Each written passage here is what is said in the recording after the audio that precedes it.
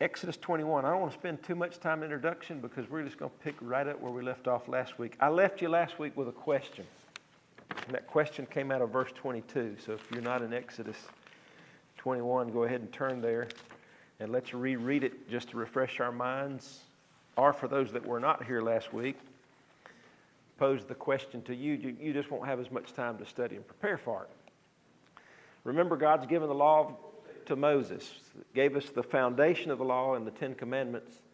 And now, after the Ten Commandments, he gives these individual laws that deal with, well, I guess what I'm saying is each of these laws have something to do with one of the Ten Commandments, just broadened out. The Ten Commandments look at it through a general scope, and now these case laws bring it into the home, they bring it into the community. They place the Ten Commandments into a practical field. Verse number 22, let's read it, Exodus 21. If men strive and hurt a woman with child, so that her fruit depart from her, and yet no mischief follow, he shall be surely punished according as the woman's husband will lay upon him, and he shall pay as the judges determine. And if any mischief follow, then shalt thou give life for life. Now, the question I asked you is, what does that statement mean, if her fruit depart from her? There's two main lines of thought. Are we talking about a miscarriage where the baby dies? Or are we talking about a premature birth? Do you have time to think about that? And if you did, does anybody want to give their thoughts? I'm going to give you my opinion, and I'm going to give you the reason why I've come up with that opinion. Okay, some are saying miscarriage. All right, anyone else? All right, let me tell you what I believe. I don't believe it's miscarriage. I believe it's premature birth. And let me give you why I believe that. First of all, English language, her fruit depart, is that clearly saying that the baby died? No. What does the word depart mean? To leave. Okay. In italics is the word from her. Remember, what does the words, italicized words in the King James Bible mean? They're not in the original language. They're added for clarification from the translators. So they thought it needful to add two words to this to make it clear, or clearer. Remember, in Old English, and I get it. Sometimes in the King James Version, we're reading older English language that is not as common today. I have no issues with saying things a different way as long as it means the same thing. My problem with a lot of modern translations is that the origin from which they were translated from is proven corrupt. I wouldn't have any issue with a Bible that came from the Textus Receptus original manuscripts that was translated in language that's more modern to our day. That's not the issue. But the reason I'm saying that is because from her was added from the translators, because in Old English they wanted to make sure that there was clarity from the Hebrew. The reason I believe, number one, that it is a premature birth and not a miscarriage is because of what follows. He says, let's notice again, if men strive and hurt a woman with child so that her fruit depart from her. In other words, think about it. You got two men fighting. Maybe they get into an argument with one another. You got this poor pregnant lady over here to the side, and that tussle breaks out. She gets injured or hurt, or what reasons? We have a nurse practitioner here before us. Would it be possible for a woman to be put even under undue stress watching two men fight, or maybe she sees her husband with another person? Maybe not even be touched or hit or harmed, but can stress induce a premature labor? Can that cause someone to go into premature birth? Certainly could say the same thing in regards to a miscarriage. But let's just suppose somehow she gets involved in the tussle. Maybe that fight breaks through and they fall on her, or she gets injured. Either way, it could cause a miscarriage, it could cause a premature birth. But notice what it goes on to say. Yet no mischief follow. Okay, what does the word mischief mean? It's only used 5 times in the King James Bible. And each time that it's used, it means either serious harm or calamity. Serious harm or calamity. It's a broad word. It could mean serious injury or it could mean death. Okay? So he says if she's hurt, so much so that her fruit depart from her, but no mischief follows, he shall surely be punished because he's injured her and he's caused this thing, according as the husband will lay upon him. So I guess it's the husband that gets to decide, well, here's how much I want him to pay, or here's the punishment that I want him to have. But notice it does not say that's the punishment that will be laid on him. It says he shall pay as the judge determines. So it's brought to court, and the husband says, we got into a fight. This man caused it. My wife either miscarried or premature birth, and here's the fine I want him to pay. If the judge determines that's fair, then he sentences that person to pay that fine. And I'll get to that in a moment. But notice the next phrase. And if any mischief follow. So the first scenario is this happens. No mischief follows, no serious injury or death. He'll still be punished, but it won't be a severe punishment. But if mischief does follow, what's the punishment? Life for life. Okay? There's the reason I strongly believe he's talking about a premature birth. In other words, this child wasn't carried through term. It wasn't a natural birth. This fight, this stress, this injury, specifically says she's hurt so much so that her fruit departs from her, but no mischief follows. In other words, the baby lives. The child's healthy. It's not injured. Then there's still punishment because he caused that premature birth. But if mischief do follow, the child's injured or the child dies, then what's the punishment be?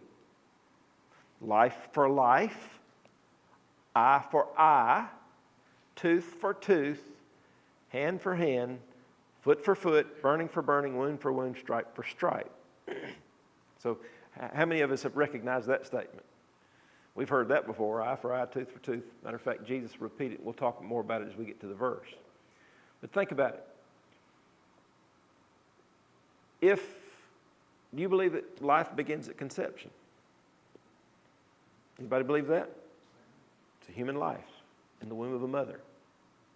If we're talking about a miscarriage, if we're talking about that this man injured this woman so much so that he caused this baby to die, then does it seem proper that the penalty for causing the death of this infant in the womb would just be, well, whatever her husband determines? That's the argument. That's why a lot of liberal Bible scholars love to say that this is a miscarriage, is because they say, well, see, God doesn't really see that as life. He doesn't view that as a true life in the womb because the baby's not outside the womb, and therefore it's not murder. Because if it were murder, what's it supposed to be? Life for life. So if you read the whole context, the context makes it clear, in my opinion, that the child is prematurely born but lives. There's no injury, there's no harm, it's just born early. Okay? There's still a punishment to be made. But if mischief does follow, harm, injury, or death, then the punishment is life for life. In my opinion, that's one of the strongest arguments that a baby in the womb of a mother is just as important as a baby outside the womb of a mother. And that's how God views it. Amen? By the way, that follows today. You take a pregnant mother and somebody shoots her and the child dies. How many murders is he charged with? 2. The death of the mother and the death of the child. That's why it is so hypocritical in the United States of America that there's anyone that would say that it's not murder for a mother to go abort a baby in her womb. It's hypocritical. Because if it's murder, if it's double homicide to kill a pregnant woman with a child, and we've killed 2 human lives, how can that same judge and same judicial system turn around and say, well, she didn't commit murder because it's not a life? I would be angry if I were a murderer of a pregnant woman in charge with double homicide, right? Think about it. Because you're using 2 standards of the law. You're sitting here telling me that I can be charged and sentenced to death for double homicide, and yet you're using the same standard of law to say that she's completely justified and legal to do it because that's just a massive blob of cells in a mother's womb. No, it's life, and God views it as life, and that's why he says life for life. All right, any comment, any question? All right. So at the top where it says, he shall surely be punished according as the woman's husband will lay upon him, and he shall pay as the judges determine. To me, that's in addition to what the husband lays on. I don't think it's addition. What I think it is the husband can make a demand, but the judge determines whether that demand is fair. Okay, and that's why the verses follow that follow. In other words, the matter is to go before lawful judgment. By the way, grief and anger, does that give a person, does that give an individual unlimited authority to decide the punishment? Would we like for that to be the case sometimes? Nothing like good old personal revenge, right? What the Scripture's telling us here and in the next few verses is that punishment must correspond to the harm. That we call this law the law of retaliation sometimes, eye for eye, tooth for tooth, life for life. But it would better be understood as the law of proportional justice. That's what it means. By the way, Jesus clears that up in the New Testament. I'll get to that in a moment. But human anger and personal vengeance always wants to go further. You know, for instance, you hurt me, so I'm going to destroy you. You struck me, so I'm going to kill you. You insulted my family, so I'm going to wipe out your family. But aren't you glad our judicial system doesn't work on that kind of layer of punishment? I mean, you know, you got a speeding ticket, so you go to jail for 6 months. There has to be proportional justice, and God understands that. So what the Lord is saying is the judgment must be measured according to the actual injury, no more, no less, and this law, I believe, is not for personal use. So the husband, yes, the husband can make a request. My request is that this man pay me $5,000, and the judge might say, I deem that to be fair, and therefore he'll pay as the judge determines. Or the man might say, well, I feel like he ought to pay $5 million. So is the Lord giving the father the right to call for anything? No. He's giving the father a right to have a say, but then the judge makes the determination of whether that's fair or it's not. And I believe the reason that's the right exegesis of that text is because of the verses that follow. What the Lord's saying is life for life, eye for eye, tooth for tooth. It has to be proportional. I can't say, well, you know, he injured my hand, so take his life. No, it's hand for hand. Now, was the Lord saying that if you struck out my eye, then I get to pull yours out? No, that's not what he's saying either. It's not literal hand for hand, eye for eye. I guess the only literal would be life for life. But the punishment has to be proportional to the value of what was lost. That's the idea. Any question? People took this, just like they do today, by the way, eye for eye, tooth for tooth, burning for burning. People took this and turned it into a vengeful, personal vendetta that I get what I want because you took something from me. When in reality, what the Lord was teaching was that judgment was to be proportional. Matthew 5, you don't have to turn there, but I read it to you. Remember when Jesus said, ye have heard that it hath been said, eye for eye, tooth for tooth. But I say unto you that ye resist not evil, but whosoever shall smite thee on thy right cheek, turn to him the other also. What was the Lord saying? Was he correcting the Old Testament? Was the Lord saying, well, this is what the Old Testament says, but I'm telling you something different? No. God would never correct his own law. He was correcting how men interpreted that law, how they were using that law. Most Old Testament Pharisees, especially by the time Jesus comes around, had turned the law and made it an even greater burden on people than God had ever intended that law to be. What he was saying is he was correcting the way men had taken a rule that was intended for a courtroom and for judges And they had turned that rule and turned it into an excuse for personal vengeance. Eye for eye belonged in a courtroom. It told judges that the punishment must be proportional to the injury, but it does not give every injured person permission to retaliate personally. A court has the responsibility to administer justice, but an individual believer must not possess a revengeful spirit. And so that's why the Lord said, I say unto you, you smitten on the cheek, what should our attitude be? What is our attitude? Let's just, in the flesh. Whew. Come on. That spirit of vengeance just wells up inside of us, and we want to get our pound of flesh back. Now, does that mean, is the Lord teaching here that if someone causes personal injury or commits a crime, then we're just to ignore it and there be no justice? Do you believe in justice? Absolutely. You don't want to live in a world where there's never justice, where there's never punishment for crime. What would that look like? What if you could just go do anything you wanted to and there'd be no punishment? It'd be San Francisco. Yeah, that's what it would look like. It's amazing to me how many of these cities just a few years ago, you remember how many of them were trying to turn felonies back into misdemeanors? Boy, they are doing some backpedaling now. And why? Because their crime rate increased exponentially. Because if the punishment doesn't fit the crime, then it just gives people more reason to do that crime. So that's what the Lord's teaching here. So when Jesus was clarifying what eye for eye, tooth for tooth meant, he wasn't saying that there's never a place for justice. He's saying that justice belongs to the court. It belongs to the authority God's given. It belongs to the entities that God has given the authority to carry out that justice. God has never given us the personal ability to carry out personal vengeance. Vengeance is mine, saith the Lord. I will repay.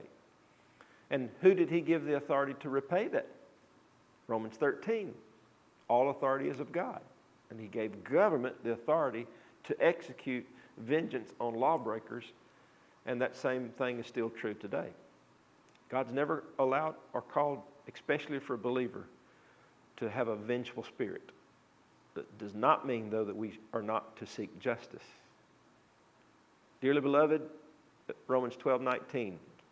Avenge not yourselves, but rather give place unto wrath, for it is written, vengeance is mine, I will repay, saith the Lord. Any comment? We got to move on. So we've read the verses. Let's start with verse 26 now. And if a man smite the eye of his servant, or the eye of his maid, that it perish, he shall let him go free for his eye's sake. And if he smite out his manservant tooth or his maidservant's tooth, he shall let him go free for his tooth's sake. What does that mean? Well, we've already admitted that we can't deny that in Bible times, servants, maidservants didn't share the same social, economic level of freedom that the average person did. But don't let people tell you that God endorsed slavery like we might see slavery today, where a man could just go kidnap a man and use him as a slave and own him. There are different reasons why in Bible times, and I'll repeat this again, why slavery was allowed, why servitude was allowed. Many times it was an act of mercy. If you had nothing and had sold everything you had to feed your family, and now you have nothing else to sell, what's the only thing you have to sell? Yourself. So you would enter into a contract with someone to become a servant to him for an extended period of time, however many years. You'd sell yourself for that price, and that man would then be your master and you'd be a slave. That'd be one reason you could be a slave. Another reason might be is back in Bible days, hey, how did countries take over countries? Okay, you went into war. You know, this whole idea of, taking over lands and this land doesn't belong to you. How has any land ever been taken? And how has any group of people ever lived in a land? They took it by force. They came in and whatever army was the strongest took it by force, and that's your country now. Would you rather die by the sword of that conquering army or be kept alive and made a servant of that army? I guess it depends on how you're treated. Sometimes death would probably be better than to be a slave to someone who would treat you viciously and maliciously. But did God allow for that? Nope. Did he allow for slavery? Yes. But he never allowed for masters to be cruel masters. Matter of fact, with Israel, he told them, don't you forget, you were once slaves in Egypt. Don't forget how they treated you. So even though he allowed for maidservants and men servants, he never allowed for masters who held authority over people to use that authority with cruelty. And therefore, if a master were to harm or injure a maidservant or a manservant, that he lost his eye or he lost his tooth, is your teeth and your eyes valuable to you? Yeah. Yeah. Well, what should the punishment be? If he destroyed a servant's eye, that servant went free. If he knocked out a servant's tooth, that servant went free. So the law mentions both a severe injury and I would say a tooth would be a less permanent injury, but both matter to the Lord. The principle's clear. If a master permanently injured a servant, he lost the servant's service. His punishment was that he lost that service, which was valuable to him. His authority was real, but his authority is not absolute. Servant remained under God's protection. So it's a saying in effect, you used your authority abusively, therefore you lose your authority over him. If the servant was a Hebrew servant, remember he could only serve a certain number of years, and on the 7th year he was to be set free. If he wasn't a Hebrew, it could be over more expanded period of time. But if the master's loss really in reality is a great loss because he loses that service now for many years and sometimes much longer. Questions, comments? This law would be for incentive to Protect, that's right. God's given an incentive to masters not to abuse their servants. But how does this principle apply today? Because, we don't think of masters and slaves and servants like we do today. But is it, we've already declared that people talk about there's no slavery today. That's a lie. There's more slavery going on today across the world than in many cases any other time in history. The servant-master principle applies in any position of authority. This applies to parents. Do you have authority over your children? Do you think that just because a parent has authority over their child, they have unlimited authority to do whatever they want? Is it right for a parent to abuse their child? I don't think anybody would sit here and agree with that they hold authority. And in some ways, until they're 18, you own that child. They're yours. You brought them into this world. And my mama reminded me she could take me out of this world. You ever heard that statement? But could she really, legally, lawfully, morally? No. Just because she has that authority and that ownership doesn't give her, in God's eyes, unlimited authority. Just because you're an employer or a police officer or a government official or teacher or anyone entrusted with authority over someone else does not give you unlimited authority. Authority is a stewardship from God. Romans 13, all authority comes from whom? Him. Luke 12:48, unto whom much is given, what does the scripture say? Much is required. Everyone in authority will answer to God for how that authority was used. And God holds people responsible with that authority. By the way, there's laws today in Mississippi and across the country that if you use your position of authority and trust, take for instance a teacher or a principal or a police officer or whoever, if you commit a crime of abuse against someone while holding a position that was supposedly a position of trust and authority, the punishment's greater. You can be held to an even higher level of punishment because you used your position as a shield or maybe even used it to draw someone to abuse, It's a serious indictment. You hear about a lot of teachers today that are sexually abusing students. Those are serious felonies that are going to hold a lot of time that would be lesser if they were not in that position. But because they're in that position, a position of a trust and authority, and they use that position to abuse or harm someone, where do we get that from? Right here, in God's Word. Moving on, real quickly, verse 28. If an ox gore a man. What does that mean? What's an ox? A bull, that's right, he's got horns. If an ox gore a man or a woman, that they die. Now, why would the Lord say a man or a woman? Why not just say a human? Remember, we're trying to learn the heart of God here. Is it true that in ancient days, sometimes men were more valued than women? Is that something the Lord taught people, or is that something that sort of the devil put into society? That's something the devil put into society. Why? Why were men in some cultures more valuable than women? What's that? I said in some cultures they still are. Some cultures they still are, yeah. I cannot understand a woman. I value women more than men myself, but, we live in a messed up world today. But in most cultures, men were valued more because of their strength. Men could produce more. Men could do more labor, more work. And so in most instances, most men could be both farmers and soldiers, workers. They could produce, they could provide. Most people that in ancient days who lived off the land, a son was more valuable than a daughter because now I've got more workforce. Now I can produce more corn or grain or whatever it is. So that's why over time that value system wrongly. But how did God view it? Why do you think he put this here and wrote it the way that he wrote it? Because he didn't want anyone to see this as a loophole. Well, the ox gored a woman, she's not as valuable as a man, the punishment's less. He purposely wrote, if he gore a man or a woman, it doesn't matter. So if he gore a man or a woman, verse 28, then the ox shall surely be stoned, and the flesh shall not be eaten, but the owner of the ox shall be quit. What does it mean, shall be quit? He's not held accountable. There's no punishment for the man. But we're going to take the ox, we're going to stone it, and the ox can't be eaten. That's kind of strange. Why would the flesh not be eaten? Why would he not allow for that cow, that bull to be eaten? A couple of things real quick. Number one, notice how it's to be killed. Is that normally how you would slaughter a cow for consumption? No, you wouldn't stone it.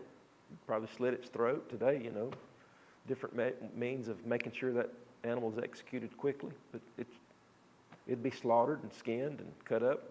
We'd enjoy a good steak from it. But God said, not this cow, don't eat it.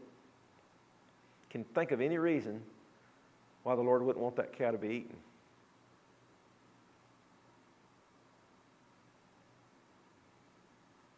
Anybody? Hey, any reason's a good reason with me because I'm trying to think of one.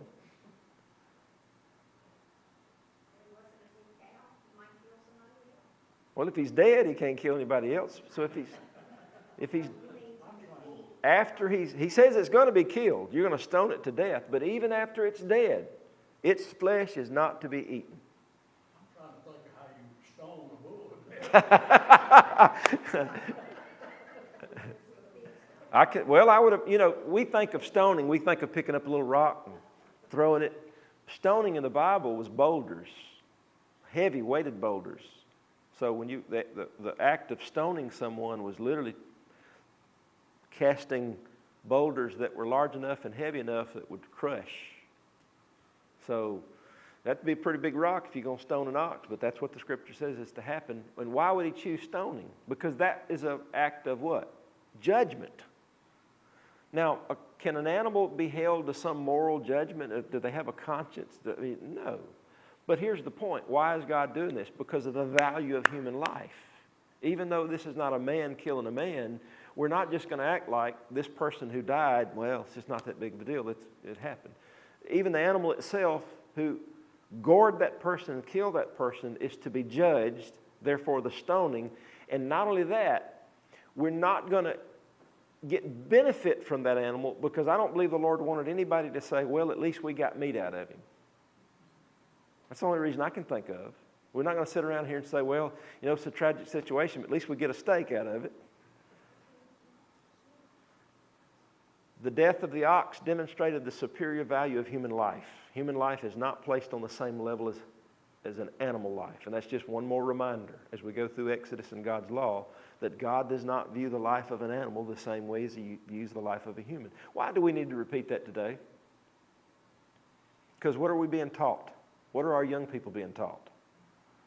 That a baby animal is just as, well, in most cases, in the liberal world, a baby animal is more important than a human animal. Because I could go rob an eagle egg out of a nest and face 15 years in prison. But I could abort my own baby and face no crime, no punishment. You're telling me an animal's life is more valuable than a human life? Not with God. Is animal life valuable? Should we care for the life of our beast? The Bible teaches that. But we're never to place the value of an animal the same as we do in a human. Because we're more than animals. God made man in his own image, and he breathed into him the very breath of life, and he became a living soul. He didn't do that with animals. They're life, yes. And they're valuable, yes. And God cares about the way we treat animals.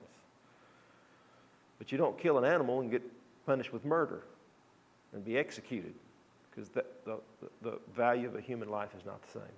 Now, let's read the next verse. We'll finish up. But if the ox were wont to push, what does that word wont, W-O-N-T, mean? If the ox were wont to push, what that means in modern language is if he was known to be aggressive. Yeah.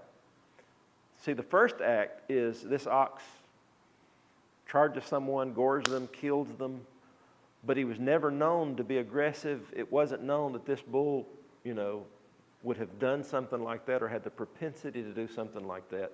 The ox is still going to be killed. He's still going to be judged because he took human life, and human life is valuable to God. But the owner of that ox is quit. He has no responsibility.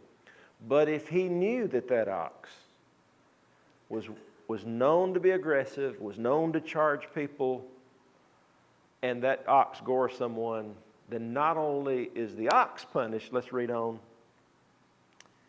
it hath been testified to his owner, and he hath not kept him in, but that he hath killed a man or a woman, the ox shall be stoned to death, and what else? Whoa, the owner gets put to death too? That's pretty serious. If there be laid on him a sum of money, then he shall give for the ransom of his life whatsoever is laid upon him. So there's an option. Punishment is life for life. But in this case, because it's not premeditated murder, it would be considered manslaughter. So the death penalty can be taken off the table if there's an agreed upon sum of money that he can pay in place of his life. Does that make sense? All right. So the case changes. If the owner knew it and he had been warned, somebody's come along and said, hey man, your bull charged me. You need to get that thing put in a pen.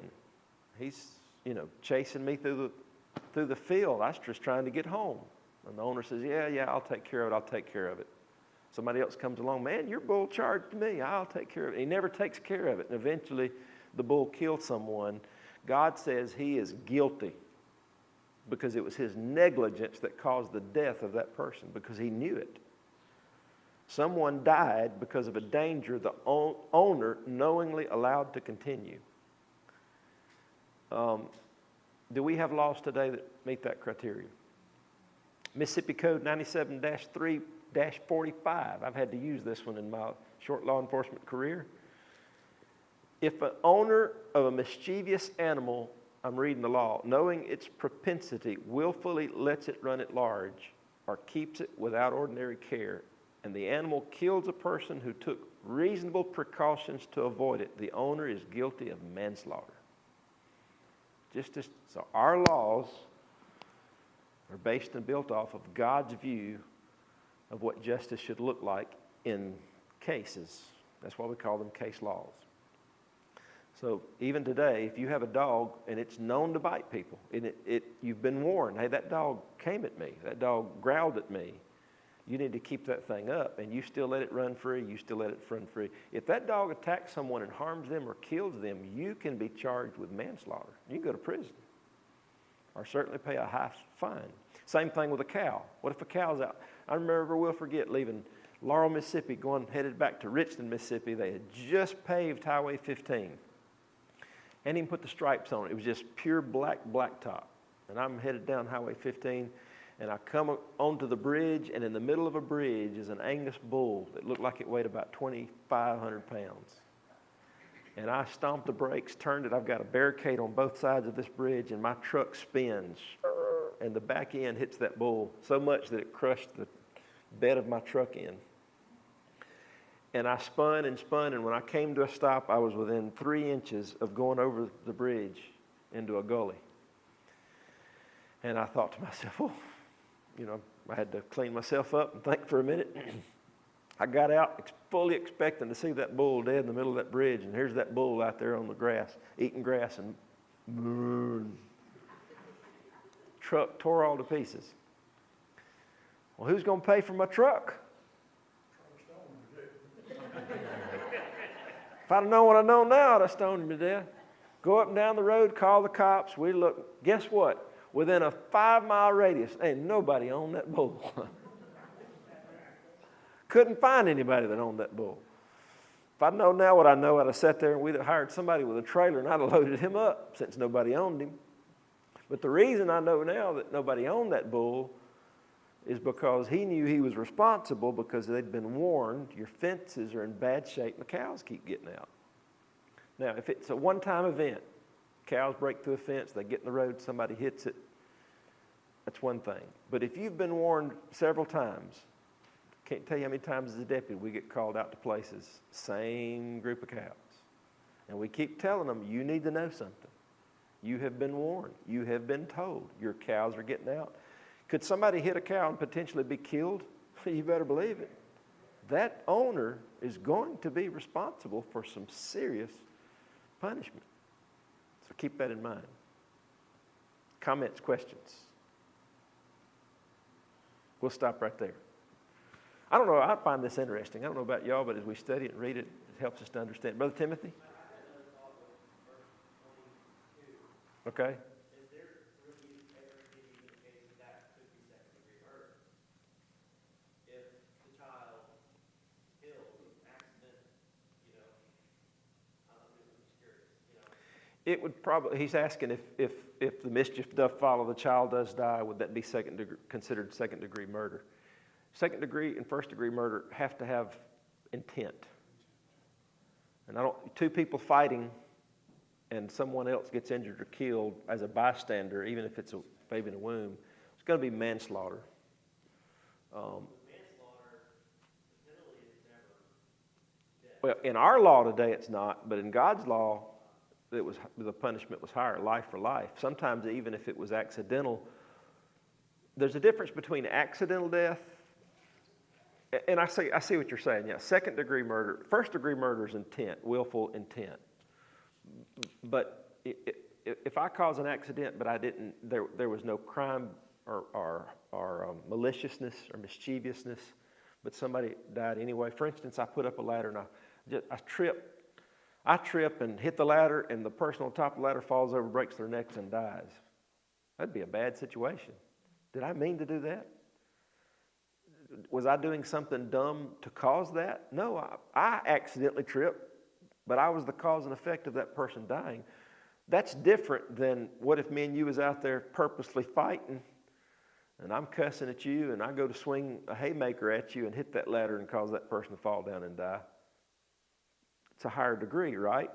Because I was doing something malicious or felonious to cause that accident to take place. So the degrees of punishment, I think, and responsibility would vary upon the act of what the cause and effect was.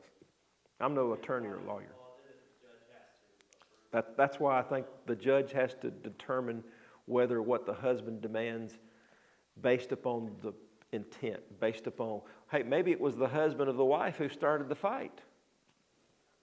Would you consider that when it came to the cause and effect? Yeah, which also made me think of, like when I was talking the other day, why there could be intent to harm the woman in the situation, considering they did include a life for a life. Right. Injury with intent, Well, I think that's why it closes with whatever the judge determines, because the judge is going to consider the circumstances. We're getting the short law, but think about it. What if it was the husband who started the fight, and it was the husband that drew this man into that fight, and now that fight between these two men has caused injury to his wife that caused her to premature or even miscarry, or whatever the case might be. I think as a judge, I would consider that based upon what I would punish the person who, caused the injury. So anyway, we could go on and on speculating, but I think we get the heart of it.